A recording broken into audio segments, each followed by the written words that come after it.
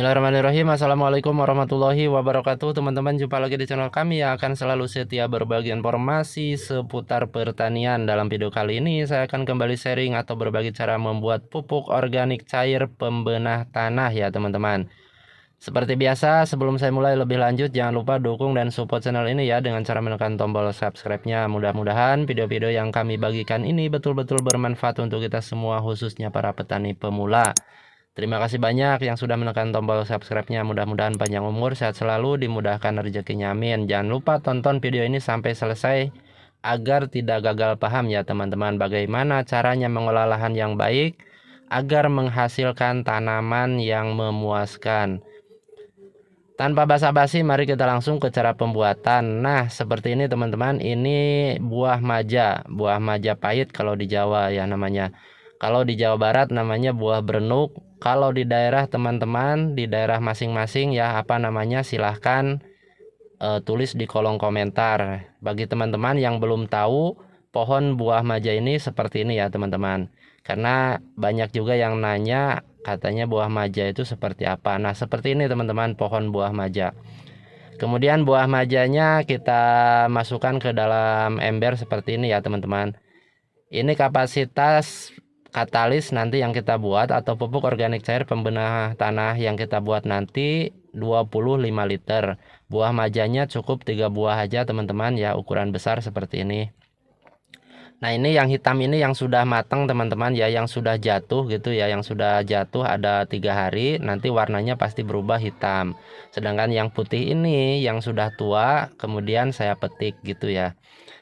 Kemudian kita masukkan semua dan dicampur-campur seperti ini ya sampai halus teman-teman. Sampai agak halus lah biar tidak gerumpal-gerumpal gitu ya. Jadi diremas-remas-remas gini aja sampai halus. Kenapa saya sering sekali membuat tutorial dari buah maja? Karena buah maja ini sudah beberapa kali ya teman-teman saya selalu praktekkan di lahan saya sendiri dan hasilnya sangat bagus sekali untuk mengembangbiakan bakteri atau mikroba lokal, mikroorganisme lokal seperti itu ya. Kemudian bahan selanjutnya kita blender nasi ya teman-teman, sekitar 500 gram. Kita blender nasi. Kenapa menggunakan nasi? Karena untuk mengembangbiakan bakteri atau mikroorganisme lokal itu ya teman-teman perlu yang namanya karbohidrat. Jadi karbohidrat yang kita ambil dari nasi.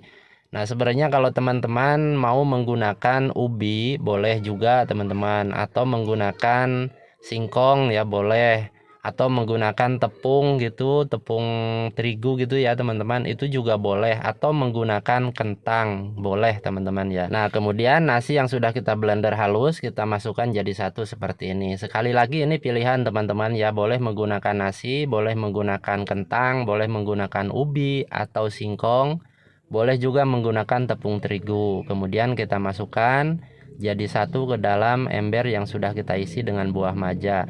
Sedangkan buah maja sendiri boleh diganti dengan buah lain ya teman-teman kalau memang susah mencari buah maja. Kemudian bahan selanjutnya kita tambahkan molase ya teman-teman. Molase ini 250 ml kita tambahkan seperti ini ya, bisa kelihatan ya. Kalau nggak ada molase boleh menggunakan gula aren, boleh menggunakan gula pasir, atau boleh menggunakan tebu ya teman-teman. Tebu yang diperas, diambil airnya, kemudian kita gunakan seperti itu ya. Kemudian ini yang paling penting, ini adalah mol atau mikroorganisme lokal ya teman-teman. Kita tambahkan molnya 1,5 liter seperti ini.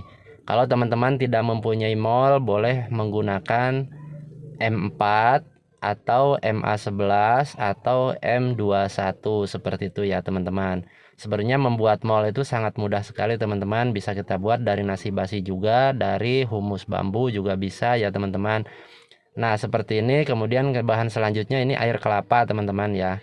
Air kelapa 15 liter di dalam jeligen ini ya teman-teman. Kalau teman-teman tidak punya air kelapa boleh menggunakan air cucian beras, boleh menggunakan air sumur atau air hujan ya teman-teman. Sangat mudah sekali sebenarnya teman-teman ya. Kemudian kita masukkan bahan-bahan yang sudah kita racik tadi ke dalam jeligen yang sudah kita isi dengan air kelapa tadi. Kita jadikan satu ya teman-teman. Kapasitas jeligen ini 25 liter ya teman-teman. Sedangkan racikannya ini sekitar 10 liter. Jadi pas nantinya 25 liter pupuk organik cair pembenah tanah. Kemudian setelah itu kita tutup ya, kita tutup teman-teman. Nah seperti ini ya penampakannya teman-teman. Jadi banyak sekali buihnya atau busanya ya. Kita tutup rapat seperti ini ya teman-teman. Ini umur 1 hari, 2 hari, 3 hari boleh dibuka tutupnya ya teman-teman. Kemudian ditutup rapat lagi biar gak meledak gitu ya. Jadi umur 1 hari buka, umur 2 hari buka, umur 3 hari buka, kemudian ditutup lagi dan simpan fermentasikan minimal 21 hari.